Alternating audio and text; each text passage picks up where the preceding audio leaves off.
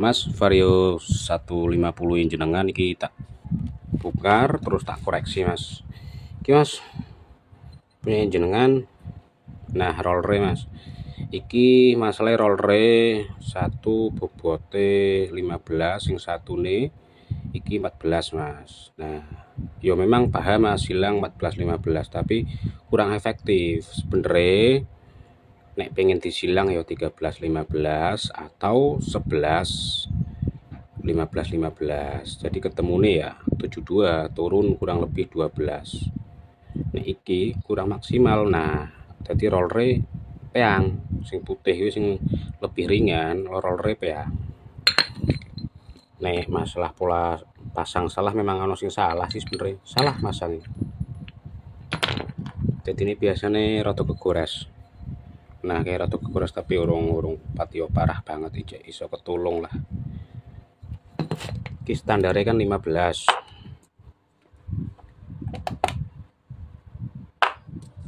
Standarnya kan 15. Mungkin disilang sing terlalu ringan. Nah, 14. Kurang efektif nih, cuman turun 1 gram, minimal 2 gram. Yo paham mungkin nggih ngoyak akselerasi, cuman top speed biasanya kurang ngeden. Terus punya jenengan iki Persivity nih pakai 1000 rpm, sebenarnya standar malah luwih penak loh Mas, standar. Niki gerung malahan. Gerung iki malahan. Yo ora apa-apa, cuman terus gandane iki kok dicuak-cuak ngene. Emang karakter Matic iki memang biasanya gredeg-gredeg. Gredeg-gredeg karaktere Honda Matic ngono kuwi. Iki nggo rollere tak oploske meneh lah. Iki turun bobotnya sih kurang sesuai, maksudnya kurang ideal. Nek 15 kan minimal kurangi 2, jadi akselerasi top speed yo ketemu. Oke, cuman ikut tok informasi nih. Terus cakram ngarep kan atos paling go kipreme tak ganti, tak cek sih. Tapi ini kasusnya itu rollernya itu silang. Rollernya itu sudah main silang, tetapi untuk bobotnya itu standarnya kan 15, sedangkan ini disilang dengan bobot 15-14, jadi kurang efektif Mas kalau hanya turun 1 gram. Minimal turunnya itu 2 gram. Kalau 2 gram berarti kan turun sekitar 12 gram, jadi ketemu 78. Kalau 78 buat akselerasi itu enak banget. Buat akselerasi terus gas bawah menengah itu enak, cuman kekurangannya di top speed biasanya agak menurun. Kalau ini cuman 14-15. Nah, yang kalah itu bagian roller yang ringan Mas, pasti kepeng. Nah, saran ya kalau pingin enak tapi dengan resiko roller yang ringan itu pasti kepeng ya, minimal turun 2 gram. Berarti belikan satu set yang ukuran, tinggal hitung lah turun 2 gram ya, berarti kan 13 rata. Kalau mau oplos 15 3 15, 3 nya 11, berarti kan ketemu 78, turun sekitar 12 gram itu udah enak. Cuman minusnya biasanya roll racing ringan mesti kepeng peang. Masalah ringan kan, kalau ringan dia turunnya itu agak lambat, menutupnya itu agak lambat. Kalau yang atau kebalik ya, koreksi lah, intinya yang ringan itu mudah peang, seperti itu efeknya kalau main silang roller. Kalau mau rata 13-13 lebih bagus biasanya, seperti itu. 13 kali 6 kan kurang lebih ketemu 78, turun 12 gram. Kemudian kalau tak lihat di Persivity punya jenengan kan di angka 1000 rpm. Sebenarnya Mas, standar sudah enak. Standar itu lebih enak Mas sebenarnya, pakai per standar. Terus roller main silang itu ya cukup lumayan Mas. Kalau ini kan di 1000 rpm biasanya agak nahan, butuh bukaan gas lebih tinggi Mas, lebih dalam lagi, baru bagian puli belakang ini membuka, seperti itu. Jadi misalkan mau silang ya diperhitungkan matang-matang. Kalau standarnya kan kurang lebih di 800 rpm kalau nggak salah, koreksi, ini kan di angka 1000 rpm, jadi butuh bukaan gas lebih dalam lagi untuk bagian puli belakang ini membuka. Kemudian SOP service mas, SOP service kalau saya ya mas, menghindari semprot cleaner mas, cleaner injeksi langsung dari sini mas, dengan cara mesin hidupan itu tak hindari mas, pasti banyak resiko. Kalau lalai bagian selang ini tidak dilem, pas RPM tinggi disemprot bisa masuk ke bagian dalam mas. Pas kondisi throttle body bagian butterfly-nya membuka, gas tinggi ini masuk ke bagian klep, terus kotoran mas di bagian throttle body itu tidak akan bersih secara maksimal, malah justru terjadi penumpukan di bagian intake manifold. Kalau saya tak lepas satu persatu, throttle body tak lepas, menghindari semprot langsung dari lubang filter, atau sebaliknya filter dilepas, semprot cleaner dari lubang intake atau lubang throttle body ya, itu juga tidak maksimal mas untuk membersihkan bagian kotoran gitu loh. Kemudian saya juga menghindari pakai cairan ya, banyak teman-teman yang tanya, menghindari mas pakai cairan, misalkan cairan pembersih dengan cara dimasukkan ke bagian tangki BBM dengan tujuan untuk membersihkan bagian injektor mas, oke lah, masih tak terima. Tetapi kalau membersihkan di bagian intake itu mustahil mas. Yang namanya ruang bakar itu ada bagian ruang kepala piston, terus ada intake, ada exhaust knalpot. Nah, mungkin di sini bersih mas, tapi di bagian exhaust knalpot itu banyak kerak penumpukan. Ketika dikasih cairan, iya mas, cuma membersihkan di bagian sini, tetapi di bagian internal engine itu tidak akan maksimal bersihnya mas. Ya mohon maaf, itu ya strategi mas, beda-beda. Namanya juga strategi, ada yang pakai infus, mungkin ada yang pakai cairan dimasukkan BBM punya saya bersih lain sebagainya, yaitu unit jenengan, tetapi ini unit yang saya tangani di sini mas. Jadi SOP-nya ya tak lepas satu persatu, bagian throttle body, kemudian bagian box filter tak lepas, tak cuci mas. Ini tak lepas di dua, tak bersihkan secara manual. Kemudian bagian filter ini mas, nantinya juga tak cuci, tak bersihkan, karena ini banyak oli yang naik ke bagian box filter ya, melalui selang pernafasan atau selang hawa bagian kop engine. Nah ini nanti tak cuci untuk bagian filternya, terus bagian throttle body juga nanti tak lepas, tak bersihkan secara manual. Jadi saya menghindari langsung semprot cleaner injeksi seperti ini dengan cara mesin hidupkan mas. Saya menghindari hal itu untuk mengurangi resiko. Mending tak semprot dari lubang intake sini langsung, nanti pakai cleaner injeksi dengan cara posisi piston dalam kondisi TMA atau top mati atas, berarti kan klep in dan egg dalam kondisi menutup.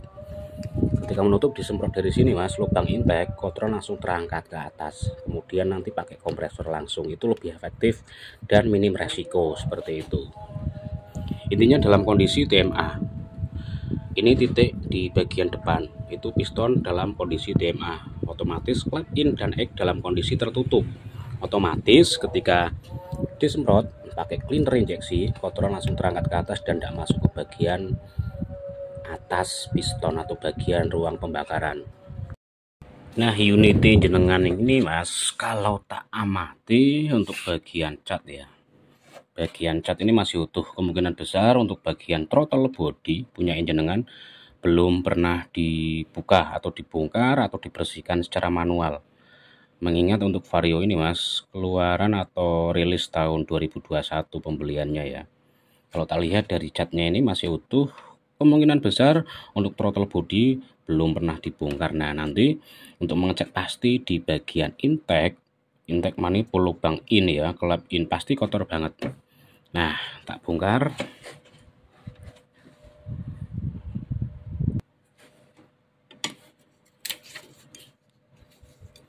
Masalahnya kalau sudah pernah dibongkar untuk catnya ini mas, itu biasanya sudah kegeser.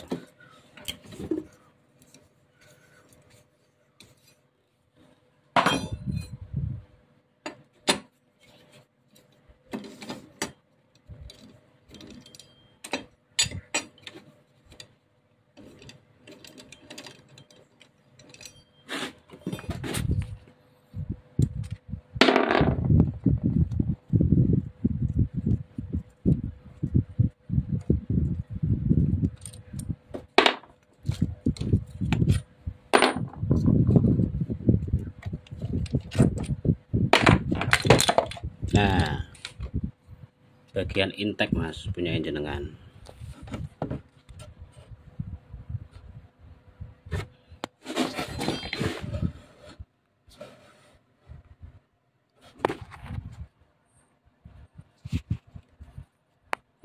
Kotor tuh mas. Nah mungkin jarang dibongkar mas, jarang dibersihkan secara manual.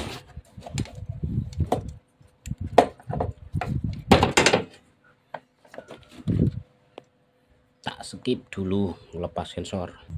Nah kelihatan mas, bagian intake manifold. Nah punya jenengan kotor banget, jarang dibuka pasti. Cuman servis semprot cleaner dari lubang filter atau lubang throttle body. Jenengan bongkar, dilepas seperti ini. Untuk pemasangan soket sensor TPS sama IACV tidak bakal kebalik mas, karena untuk dimensinya berbeda, dan juga soket injektor juga dimensinya berbeda, tidak bakal kebalik. Jenengan lepas, terus throttle body ini mas dilepas jadi dua bagian. Di sini ada, nah ada baut M berapa ini, M6 ya mas, baut M6 jenengan lepas. Terus jenengan bersihkan, semprot pakai cleaner bagian sini. Nah terus paling penting ini mas, jenengan harus posisi TMA top mati atas atau kondisi piston di atas, otomatis clap in dan egg dalam kondisi menutup dengan cara ini mas. Nah di bagian sini kan ada titik mas, titik ini harus menghadap ke bagian sini mas, bagian depan, lurus ke samping depan. Pakai tutup ini, tutup kipas, jenengan geser. Nah seperti ini mas. Nah titik ini di depan sini mas, menghadap ke sana, otomatis klep dalam kondisi menutup. Ketika jenengan semprot cleaner seperti ini, nah itu langsung keangkat mas kotorannya. Nah itu hanya sebagai contoh, intinya klep dalam kondisi TMA untuk menghindari minim resiko kotoran langsung masuk ke bagian ruang pembakaran. Kemudian jenengan semprot kompresor londa, semprot terus pakai cleaner injeksi sampai benar-benar keangkat. Habis itu jenengan terserah sebul atau apa gitu. Nah setelah semua dibongkar, throttle body kan bisa dibelah menjadi dua seperti ini mas, bisa dilepas menjadi dua seperti ini. Jangan lupa di bagian sini mas itu ada o-ring, ada karet dilepas, jangan sampai terkena BBM atau cleaner.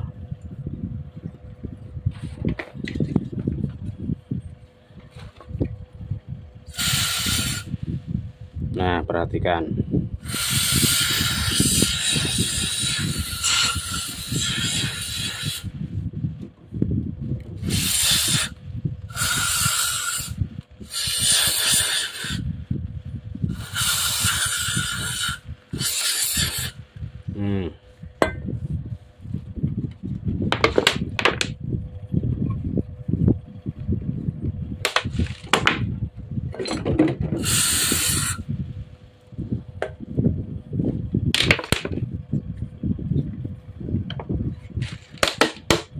kalau tidak punya kompresor ditiriskan, biarkan aja.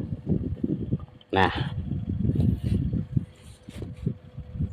ini tidak dilepas tidak masalah mas, sebenarnya tidak dilepas itu tidak masalah. Tetapi kalau PCX jenis Yamaha yang pakai IACF itu wajib dilepas, karena sensor TPS dan IACF itu jadi satu. Nah kalau ini pegang seperti ini mas, terus semprot. Tapi jangan lupa idle-nya itu dilepas mas, biasa nih bagian ujungnya kotor, wajib dilepas, semprot.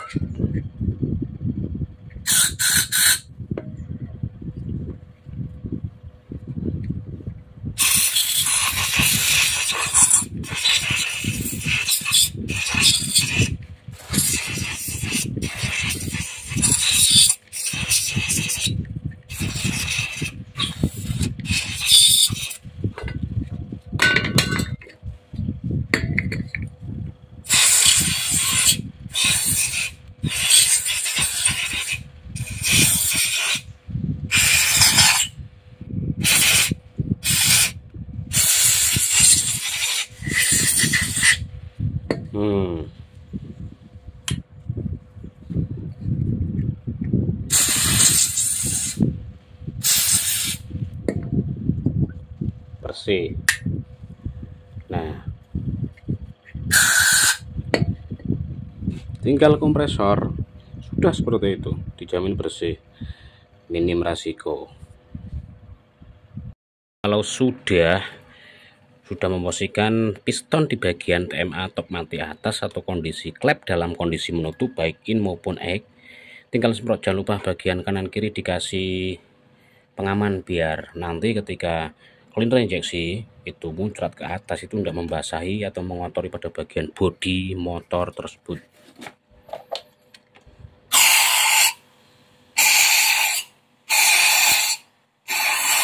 Nah, kotor banget kan? Ini Mas, jarang dibersihkan secara manual. Masalahnya cuma servis, semprot cleaner injeksi dari lubang throttle atau dari lubang filter. Kebanyakan dari lubang filter. Pasti males lepas bagian filter. Rata-rata pada filter, Mas. Ya efeknya gini, Mas. Kotoran menumpuk di bagian klep in atau lubang in, Mas, pada klep.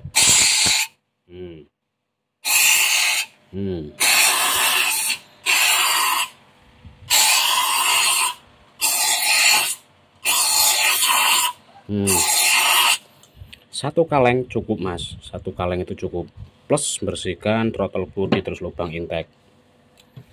Nah, monggo Mas, dipresani kotoran ini. Wis terangkat semua. Bersih, Mas. Nah, kalau posisi piston TMA otomatis kotoran itu tidak masuk ke bagian ruang pembakaran, Mas. Minim resiko gitu.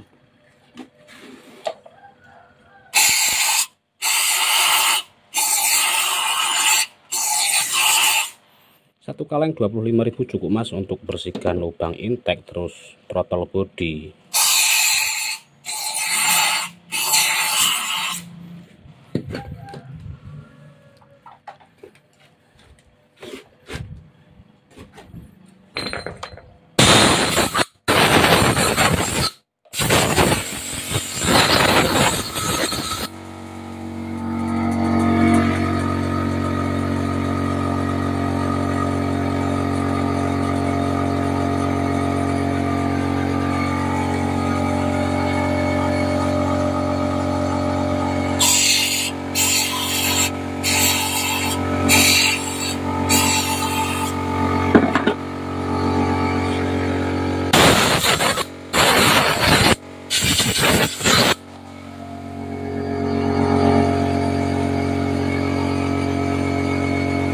Nah, kalau sudah monggo dilihat hasilnya, Mas. Bersih maksimal, Mas. Jadi kotoran itu udah ada yang tertumpuk di bagian lubang in klep ya, lubang bagian in lah intinya. Nah, aman, Mas, klep dalam kondisi masih menutup. Jadi seperti itu, Mas, konsepnya. Nah, kemudian ini tips ya, tips untuk mengecek bagian koin butterfly atau koin penutup throttle body ini, Mas. Jenengan wajib cek, jangan sampai lengah. Ketika ini terjadi celah sedikit saja, tidak menutup secara rapat, itu bisa mengganggu kinerja daripada throttle body, Mas. Biasanya RPM-nya pincang, tidak bisa langsam, tidak bisa stabil. Nah, ketika jenengan bongkar seperti ini, itu cek, Mas. Dicek seperti ini, atau di depan sini itu garis sinar. Kalau ada rongga yang terlalu lebar itu biasanya, Mas, trouble untuk RPM-nya. Ini wajib dicek, wajib dilakukan pengecekan, Mas. Kalau ini masih normal, nah tidak ada rongga-rongga. Biasanya itu terjadi rongga karena buka tutup throttle body. Nah, di bagian sini, nah biasanya itu ada goresan. Kalau ini masih normal, menutup masih sempurna. Biasanya kan ada kan RPM-nya enggak langsam atau pincang gitu. Nah, coba cek bagian penutupnya atau koin butterfly-nya, bagian kuningan ini. Kemudian, Mas, ketika jenengan mau ganti oli ya, mau ngetap oli mesin ya, usahakan, Mas, dari sebelah kiri. tak sarankan itu mas dari sebelah kiri. Tujuannya apa mas? Sekalian mengecek untuk bagian saringan atau filter oli. Ketika terdapat banyak residu, jenengan bisa membersihkan langsung. Pada umumnya mas, umumnya ya, kebanyakan tap oli itu dari sebelah kanan mas, yang ada di bawah radiator atau pada baut 12. Kalau saya enggak mas, enggak suka, lebih ke bagian kiri langsung untuk mengontrol. Contohnya ini mas, ini dari awal mungkin ya belum pernah dibuka mas, tak perlihatkan ada sedikit residu mas. Nah bayangkan mas, bayangkan ya mas, ini baru titik awal mas, sedikit residu. Kalau ini tiap penggantian oli kok enggak dicek, di sini banyak terdapat penumpukan residu. Ketika penumpukan residu atau kotoran, otomatis oli yang difilter yang masuk ke bagian pompa oli mas tidak akan lancar. Efeknya yaitu efek beratnya atau efek besarnya, yang pertama pompa oli tidak lancar, otomatis pelumasan di bagian internal engine juga tidak lancar, kemudian yang terkoneksi atau tersalur ke bagian prosker as juga tidak lancar mas. Nah makanya pentingnya penggantian pada bagian sebelah kiri itu ya, untuk mengecek ini mas, terdapat banyak kotoran misalkan seperti ini. Nah itu mas, ini mungkin masih sedikit mas, tetapi kalau jarang diperhatikan, jarang dibuka ya, efeknya terjadi banyak penumpukan, terjadi mampet, oli yang masuk ke bagian pompa tidak lancar ya. Walaupun rutin ganti oli ya percuma mas, sama saja. Dari hal kecil ini mas, bukan masalah rutin ganti oli, tetapi rutin pengecekan pada bagian-bagian fungsinya atau komponen yang mendukung. Contohnya seperti filter oli. Kalau ini terjadi penumpukan residu, walaupun rutin ganti oli ya percuma mas, sama saja bunuh diri, seperti itu. Loh, filter tak cuci, filter ya, filter tak cuci bolo yo wis resik. Throttle body wis bersih, nah wis resik bolo, tak cuci bolo, serak buluk. Nah ini bolo walaupun eksternal ya tanggung jawab aku bolo masalah box filter tetap tak cuci wis yo raiso bersih 100% minimal yo, debu hilang bolo. Jadi ketika dipasang ya kira-kira ora nempel nah debu-debu baru gitu loh. Tujuannya gue bolo. Oke, intinya ketika servis itu lakukan secara manual, jangan langsung semprot cleaner injeksi dari lubang filter cos dengan kondisi mesin dihidupkan RPM tinggi. Itu riskan, jangka panjang riskan mas. Nah ada yang bilang punya aku aman, ya itu punya jenengan, tapi ini unit yang saya tangani di sini mas, bukan punya jenengan. Nah oke mas, edukasi meneh mas, edukasi meneh ya bolo. Ki bolo intinya permasalahannya ya sebenarnya tidak begitu masalah, cuman bagian pengeremannya mas ki keras banget. Nek sing normal pakai satu jari itu langsung pakai mas, empuk, tapi ini keras mas. Nah ini mas permasalahannya mas. Nah terdapat banyak kayak semacam lumpur sih mas. Kok bisa ya mas masuk kotoran? Enggak mas, ini lebih ke kualitas minyak rem sebenarnya mas. Kalau unit-unit yang baru ya mas, yang 2015 ke atas, 2018 mas, sejak 2018 ke atas itu mas, pemakaian kualitas minyak remnya itu berbeda dengan yang di bawahnya mas. Kalau 2015 ke bawah itu minyak remnya sampai bertahan 5 tahun loh mas, dalam arti kalau ini tidak bocor itu masih nyaman mas. Tapi kalau yang 2018 ke atas ya seperti ini mas. Intinya pengecekan rutin 1 tahun sebenarnya mas. Untuk komponen-komponen itu wajib dicek. Contohnya ini pengereman Vario 150, gen berapa ini, 1, 2 atau 3 kalau tidak salah, koreksi. Nah masalah ini mas, gen jenengan ini kip reme wis bermasalah aus, otomatis pengeremannya keras, butuh daya ekstra atau tenaga ekstra untuk pengereman. Jadi tidak bisa pakai satu jari mas, tul gitu.